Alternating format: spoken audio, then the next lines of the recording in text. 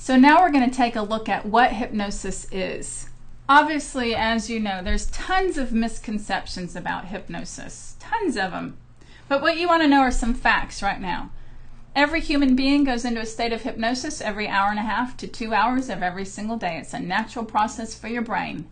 We call it daydreaming, zoning out, or spacing out. Most people, they're familiar with this state of mind while they're driving a car. So think about that conscious mind. It's repeat, repeat, repeat.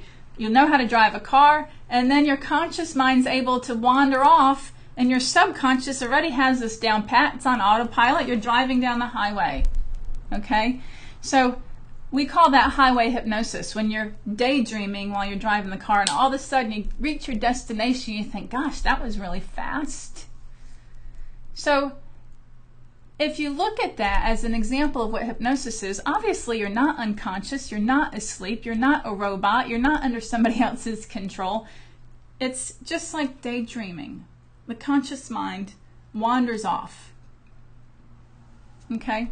So staring at a fire in a fireplace is another example of just going into that zone. Being able to just allow everything that's going on around you to just drift off. Being engrossed in a book or a movie, it happens after a massage or when you're lying there on the floor after yoga or similar to meditation. This is what happens when you're in that daydreamy state. You also pass through this state every single time you have ever fallen asleep and every time you wake up. So if this is wide awake, this is a relaxed state, and this is sleep, this is what we would look at and call hypnosis or meditation. So going from awake, deeply relaxed, to asleep. This is the state that I help you to get into, and then I also teach you using self-hypnosis to get into it yourself. So if this is a natural process for your brain, everybody can be hypnotized. There's nobody that can't. The only thing that would hold somebody back is if they don't want to, if they have fears or misconceptions about it, like, oh my gosh, I don't believe anything she says and I'm going to be under her control, then you're not going to allow yourself to go into hypnosis because you have to be able to relax. If you have to be able to relax and you're worried, that's the opposite of relaxation. Okay, so all hypnosis, though, is ultimately self-hypnosis. I'm a guide. I help you to go there. It's a natural state of mind, a process that happens. I'm just going to help you to go there. You learn the techniques, you can help yourself to go there. And if you're having difficulty falling asleep at night, it's a great skill to help you to relax and drift to sleep. Okay, so you are in control. You allow yourself to enter this relaxed state. It feels like profound relaxation. Your body is completely so relaxed that it feels like it's just not even there. Some people experience tingling. Before your body gets relaxed, you might experience tingling, a feeling of being sensitive in your arms and legs, hands or feet. It's described as euphoric. People say, gosh, that felt so good, I want to stay there. Now there's some really other neat things also, and 15 minutes of hypnosis feels like 3 hours of sleep on your body. It's what we might call a power nap. Your muscles of your body are so relaxed. It feels peaceful, calm, serene. Now the other neat thing about it is, even though it feels like 3 hours of sleep on the body, there's this time distortion thing that happens. So when you're in the relaxed state, say you're in it for 45 minutes, it may only feel like 10 minutes to you. So you're kind of weirded out a little bit about how time flies. Some people, their eyes water. They may experience flickering of their eyelids. Their eyes may move like REM, rapid eye movement sleep. Your body temperature may raise. Your breathing gets more relaxed. All of these just normal, natural things. Okay? So it's a great natural place and thing to experience. You're completely aware. You're never unconscious or asleep. You're about 2 times more alert. So if the phone rings, the dog barks, somebody drops something, all of a sudden you feel startled. Okay? But you also will get to a point where you move beyond that and you almost don't seem to care about anything going on around you. You're just so pleasantly euphoric. So you always hear everything, though. You always have an awareness of what's going on around you. That subconscious that's recording everything knows at all times what's going on around you. So you're completely safe, completely in control, always aware of what's going on around you, and will instantly bring yourself and emerge if you choose that you want to.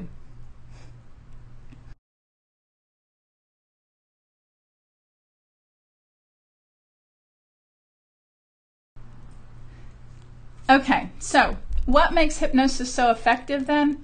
Well, it's change and transformation of consciousness at the level of your subconscious mind.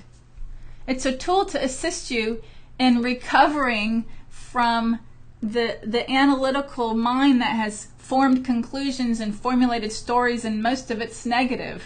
It's a recovery from this. It's a cleansing of the mind. The actual definition of hypnosis is a mental state of focus that enables a person to accept suggestion at a subconscious level of the mind. It can be further defined as the bypass of that critical factor. The guard, remember the guard? Bypass of the critical factor of the mind and the acceptance of acceptable selective attention. Selective attention, remembering conscious mind's wandering around. You become kind of more of an observer of yourself and of your thoughts. Okay? Allowing for new information to be accepted by the subconscious level of your mind. So we're bypassing this critical factor coming straight in here, creates the ability to accept new perceptions and beliefs based upon suggestions that are given to you, experiences, exercises that are used in the therapeutic part of the experience. It's a new understanding that's gained during the hypnotherapy experience. Now, it's also the establishment of selective thinking. So you will only accept suggestions you want to accept. They have to feel good at that deepest level of you, the real you, the observer you, that higher self you has to feel good about what's being said to you. So there's a really great feel-good feeling in the body when somebody's saying to you, hey, you're going to do this. And, you know, somebody you respect, especially if they say, you know what, you're really good at that. You can do this. You can easily become a non-smoker. You can easily overcome the challenges that you're having in your relationship. You can easily become, as I've helped somebody before with, become the best putter in the world. So if that feels good to you when I say it, you feel this great feeling in your body, then that's truth for you. That's something that you would really enjoy. And that's your barometer. That's how you can gauge whether you want to accept a suggestion or not. If somebody's saying something to you that you just truly don't want, that doesn't feel good, you're not going to accept it. I can't make anybody do anything they don't want to do. This works for them and against them. It works for you because it protects you, but it works against you because if you come to see me or if you go to buy one of my products and you don't really want, say, to quit smoking, there's no amount of hypnosis or suggestions I can do to help you to just instantly quit. You have to want it, which is why I help you and encourage you using some mental training. Teach you about it. Open up your mind through intelligent understanding so that you're then more receptive to suggestions. Anything against your morals or ethics or values, you will not accept it. You have to be in a state of feeling like that's good, I like that, that will work for me. Okay? Sound good? So you're completely in control, and it's a really powerful tool that can help you make some really profound permanent change by transforming consciousness at the level of your subconscious mind.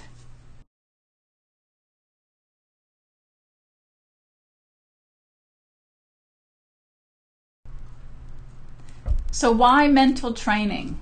Well, looking at the different levels of your mind, what I've come to learn over the many years of helping people using these skills of hypnotherapy and in other areas as well, what I've come to see is that people are more receptive to change when they understand, where they feel like they're in the know. So if you've got these different levels of your mind and you have the ability to potentially repeat, and then something come in here into autopilot, I want to help you to understand this So you don't repeat something that's unhealthy for you or limiting or truly not life supporting. Okay, so looking then at this conscious level of your mind, I help you by educating, guiding, and coaching you to understand this level of your mind, to understand how your mind works. I offer you skills and tools and technique to implement change. And then I also teach and suggest that you regularly use things like self-hypnosis and meditation. So the mental training I do helps you to change and transform the consciousness at the level of your conscious mind. So encouraging then recovery from the effects of fear-based consciousness. The analytical mind that wants to chew up everything and worries and fear and all of this stuff. Its tendency is to think in a fear-based way, whether that's through social programming or upbringing or whatever. Okay, so we want to encourage recovery from the effects of this. So there's breakthroughs in life due to breakthroughs in ourselves, not in any other way. Breakthroughs in life happen because of breakthroughs in ourselves. When we want a situation in our life to be different, we have to experience a new place in our own being. We have to have a shift in consciousness. It's not the outside that's going to change. It's the inside that's going to change. So our consciousness is the cause of the events on the outside. That's the effect. Remember cause and effect? The end is inherent in the means. So we don't want to wait for circumstances to shift. They're not going to shift unless I do or until I do. Okay, so knowing then that we're not our thoughts. But also, the mind-body connection is that the body instantly and automatically responds to every single thought that we have, as if it's real, as if it's factual. The body's a robot to the mind. Thoughts cause physical reaction, cause effect. Okay? Thought is the cause, physical is the effect. Dis-ease in the mind causes disease in the body. So, if we have about 60,000 thoughts a day, for most of us, they're the same thoughts we had yesterday, and most of them are unfortunately negative due to our upbringing, our life experiences, social programming, whatever. Unfortunately, as a society, we tend to be in this bad habit of overthinking things with worry, fear, anger, frustration, and limiting unhealthy ways of viewing stuff. So what you can do then is take deliberate action to observe and challenge your thoughts. Mental training is what I do to help you to do that. It frees us from our old limiting patterns, our unhealthy thinking, and I encourage healthy life-supporting thinking, which instantly and automatically shows itself in the body then as feelings such as peace, serenity, acceptance, compassion, love, and all these warm, fluffy words. Okay, so think about things like that. So I want to help you to unlearn thought systems of fear and learn thought systems of love. Now, if you're listening to this and you're interested in, say, sports improvement, you're probably thinking, I don't know if I want to unlearn systems of fear and learn systems of love. But think about this. The reality and the fact is fear creates tension in the body. If you're worried about, I can't make that next shot, I'm not very good at this, I don't know why I bother playing, my putting's been awful, my shooting's been bad, I'm not a very good tennis player. All these thoughts, repeat, come down the subconscious. Your body's reacting to them instantly and automatically. It inhibits the flow of a higher energy, your true performance, your true capabilities, and they continue to manifest and have an effect of fear-based results in your life.